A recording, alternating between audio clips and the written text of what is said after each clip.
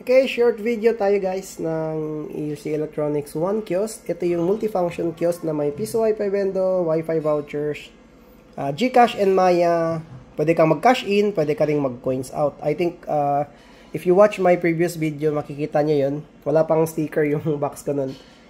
Pwede kong ipakita sa inyo. So, andito yung mga ano niya, yung piso Wi-Fi niya.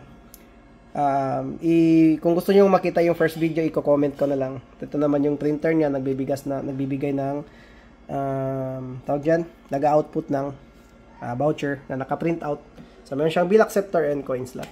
So, lahat ng mga transactions dito, pwede kang, like yung piso Wi-Fi and yung Wi-Fi voucher, pwede kang magbayad ng, let's say, bilang ko ng 5 peso. Pwede kang magbayad ng GCash or PayMaya. So, napakaganda. So, again, may separate video ako niyan na in-upload ko bago lang. So, ang gusto ko ipakita ngayon is yung si Bendo na in-integrate natin dito. Kakatapos ko lang yung program. So, separate box siya. So, ito, hindi ko pa siya nagawa ng box. Pero, separate yung kanyang module. Okay? So, itong set na to, parang, kumbaga, hindi siya kasama sa loob ng kiosk.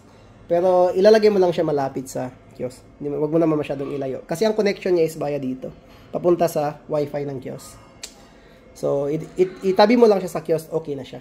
So, pwede kang magkaroon ng tatlo. Actually, unlimited, no?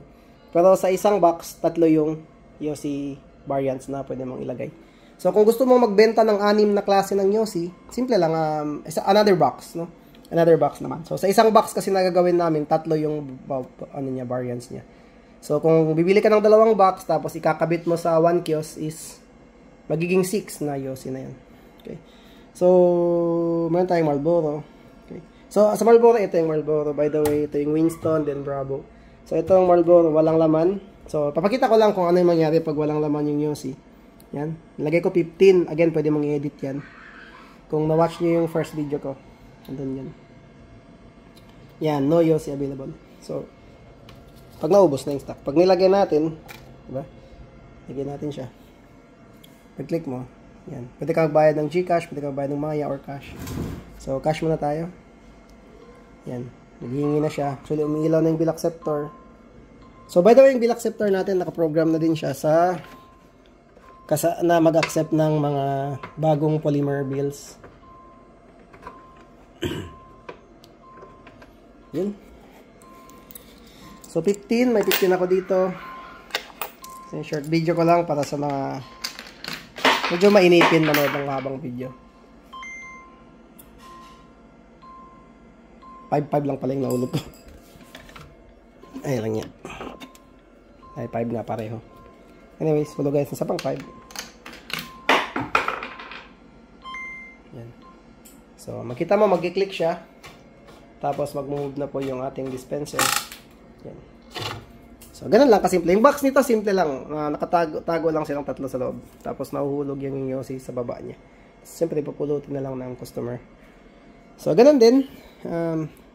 Again, pwede kang magbenta ng maximum na 3 sa isang box. So, kung gusto mong gawing siyam, 3 box lang ilalagay mo. Anyway, separate boxes naman sila. So, itatabi mo lang dito. Huwag mo lang siyang ilalayo dito sa kiosk. So, may Winston, may Bravo. Tayo natin yung Bravo. Bravo yung pinaka-third, 5 pesos. So, pwede ng cash. So, wala kasi akong ibang cellphone para gamitin sa GCash. Gamit ko pang video eh. Pero na-try ko na yung pagbayad ng GCash and Maya dun sa first video ko. So, 5. So, yung pinaka-third. Yan. So, naka 3D printer ito lahat. By the way, ito yung takip niya. Hindi pa natapos na printing isa.